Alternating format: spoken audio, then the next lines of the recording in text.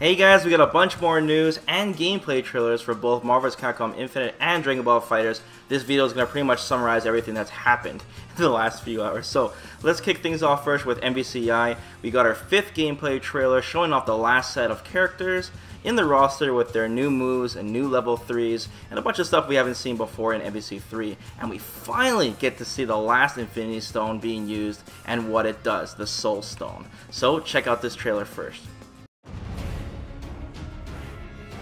There are many souls in hell, Jedi. Allow me to introduce you. Who must be one? Is that all? Please, you dare touch me. Be gone.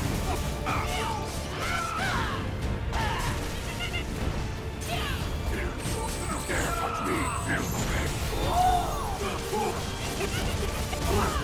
Feel the pain.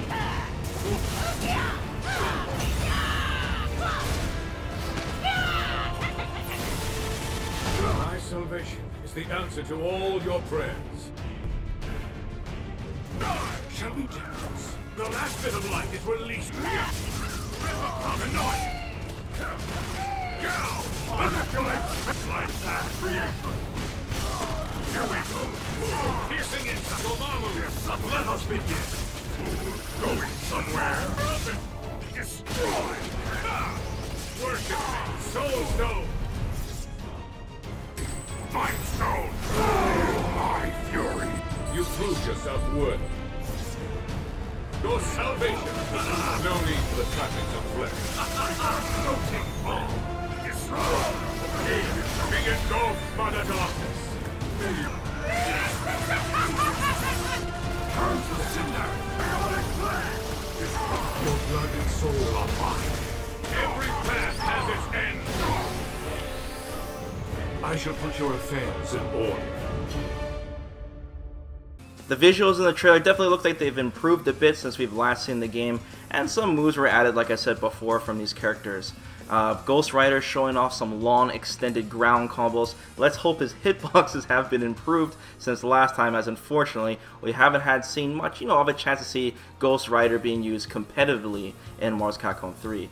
Firebrand is looking fast and annoying as usual, as he was before. We also see a new level 3 that he has, which has him slam dunk the opponent into the ground. Dormammu is looking very strong as well with new liberation combinations from his dark spell charges, and I think he'll be really strong in this game, especially with the new tag system, I think. And finally we have Jedha. It's really nice that they have pretty much transferred Jedha's entire moveset into this game from Darkstalkers, besides the, grape juice stuff, of course, replacing the blood. I'm sure there'll be like a PC mod someday that will definitely fix that, so that would be nice. The new stage shown recently, there's a couple of new stages actually. They look really nice, by the way. Alright, let's talk about the Soul Stone now. It turns out the leaks on at least this Infinity Stone was at least true. The Infinity Surge activation, that's like the V-skill use. The free use is indeed a lifesteal. So, it's not a passive lifesteal though. It's a long range, whip attack, single use. If you land a hit with this, then you gain some life back.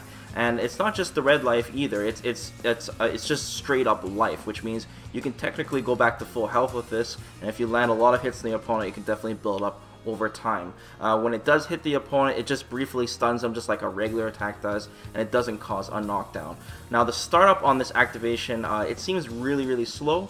It seems like it's mostly used for combo finishers rather than combo extenders, but you can at least use this in the air as well, which gives your character more zoning options, so to speak.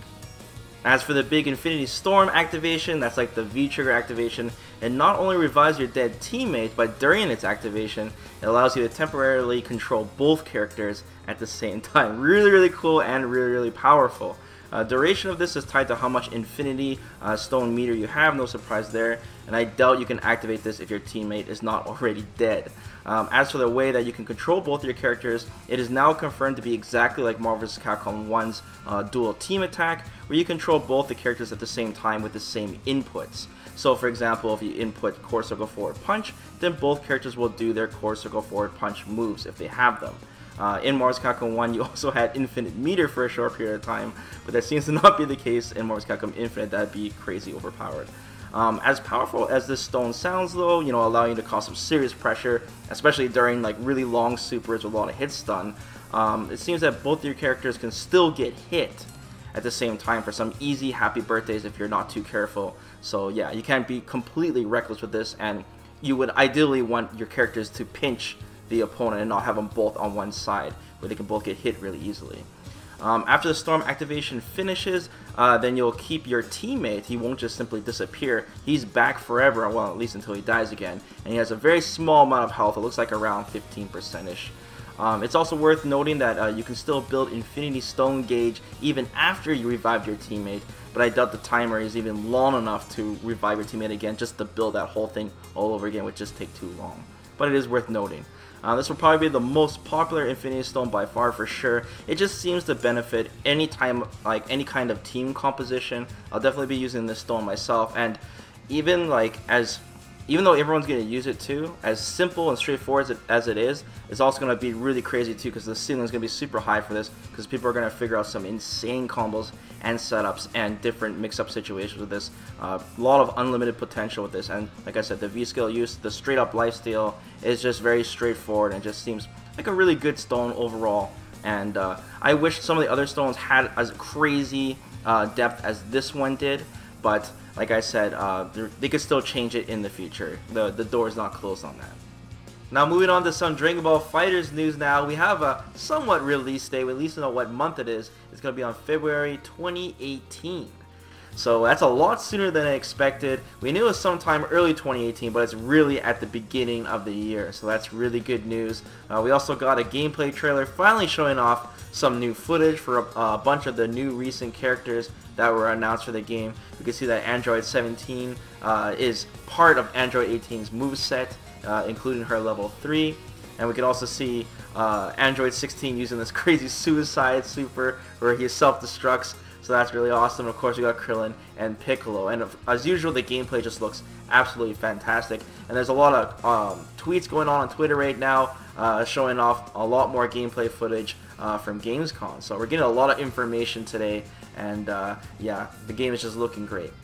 Now, I'm sure you guys are wondering what the hell's going on with the closed beta signups, which are supposed to happen today. They are in fact up. But I warn you guys, the websites are being crazy flooded right now, and it might take some time for you guys to actually get through. You guys are going to be hitting the refresh a lot. The links are in the video description below, and keep in mind that the links are different depending on where you live.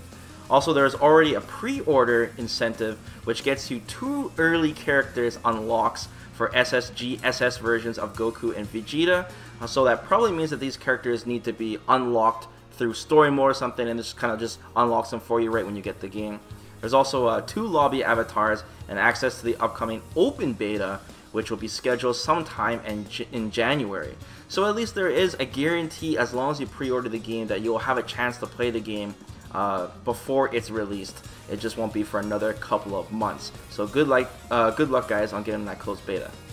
Finally, there's already a collector's edition announced for Dragon Ball FighterZ, which comes with this big Goku diorama and a steelbook case and 3 artboards.